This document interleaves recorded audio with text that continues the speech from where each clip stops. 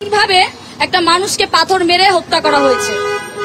আমি প্রশ্ন করতে চাই, বিএনপির এত শক্তি কিভাবে এবং কোথা থেকে এলো যে তারা এইভাবে জনসম্মুখে মানুষকে পাথর মেরে হত্যা করেছে?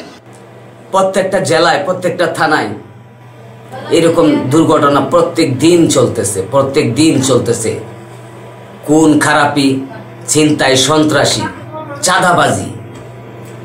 এখন কি শুনতেছি সোহাগকে হত্যা করা হয়েছে চাঁদার জন্য। তারা কোন দলের পোলাপান? কি আশ্চর্য বলতেছে বিএনপি তো এখনো ক্ষমতায় আসে নাই। তে আমরা সারা দেশের কাছে একটা জিনিসই আমরা চাবো, এটার জন্য সূক্ষ্ম একটা বিচার হয়, আমরা যেন বিচার পাই। দ্বিতীয়বার সোহাগের মতন আর কোনো মানুষ যেন লাঞ্ছিত ভাবে না মরতে হয়। হাসিনা তো পালিয়ে গেছে, তাহলে এই চাঁদাবাজি কারা করতেছে? আপনারা নির্বাচন চান দৈনিকই, চাঁদাবাজের বিরুদ্ধে কথা বলেন না কেন? আপনারা নির্বাচন চান, আপনারা এই হত্যাকাণ্ডের বিরুদ্ধে কেন কথা বলেন না? কেন আপনাদের খুনিদের পক্ষ নিয়ে কথা বলতে হয়? আপনারা কি এখনো দলীয় সন্ত্রাসীদের চিন্তা চেতনার বাইরে উঠতে পারেন নাই? আমরা দেখতে পেলাম যে বিষয়টা জনসম্মুখেও হয়েছে, পিছন থেকে হয়নি, লুকিয়েও হয়নি, জনসম্মুখে হয়েছে। তার মানে তারা একটা এক্সাম্পল দাঁড় করিয়েছে যে যদি আপনারা চাঁদা না দেন বা কোনো ব্যবসায়ী যদি চাঁদা না দেয়, সেক্ষেত্রে তারা কোন পর্যায়ে যেতে পারে। আর কি বলবো, আপনাদের কাছে বিচার দিলাম, আপনারা সূক্ষ্ম একটা বিচার করবেন। আমরা সূক্ষ্ম বিচার চাই, যেই বিচারে সারা দেশের মানুষ সন্তুষ্ট হয়। এরপর হাসপাতালের সামনে যে হত্যাকাণ্ড, এই হত্যাকাণ্ড গোটা জাতিকে অবাক করে দিয়েছে যে কিভাবে এই সোহাগ, আমাদের এই ভাইটির অপরাধ কি ছিল? শুনছি উনি যুব দলেরই লোক ছিল এক সময়। আমাদের কাছে অপরাধীর পরিচয় অপরাধী, সে কোন দলের, কত বড় শীর্ষ নেতা বা কত বড় নেতা, সেটা আমরা কোনোভাবেই বিবেচনায় আনি না। যে অপরাধের সাথে সম্পৃক্ত হবে আমরা তার বিরুদ্ধে কঠোর ব্যবস্থা নেব।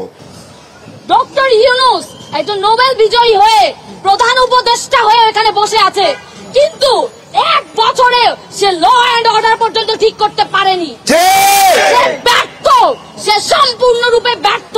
আমি প্রশ্ন রাখতে চাই, সে কি করছে? এবং বলতে চাই, যদি আপনি এখনো ভাজা সোজা না করে দাঁড়ান এবং যদি কঠোর ব্যবস্থা না নেন এবং দায়িত্ব না নেন, আমরা আপনাদের উদ্দেশ্যে রওনা হব।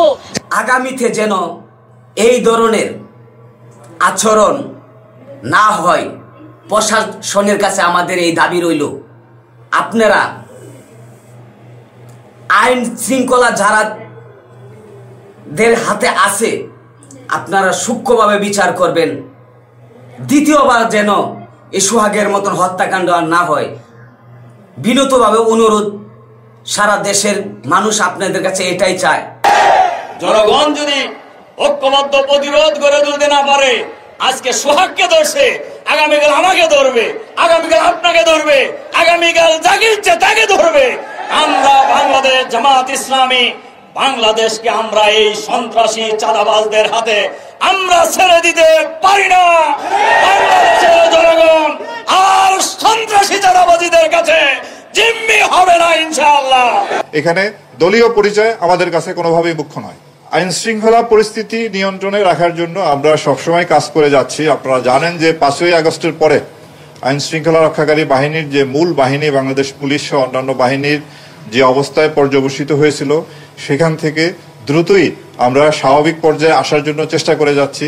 এবং আমি মনে করি এই পর্যন্ত আমরা মোটামুটি অনেকটাই গুছিয়ে এসেছি এবং সামনে যে ভবিষ্যতে আমরা আরো সফলতার সাথে, আমরা আরো আন্তরিকতার সাথে এবং নিষ্ঠার সাথে আমরা দায়িত্ব পালন করব।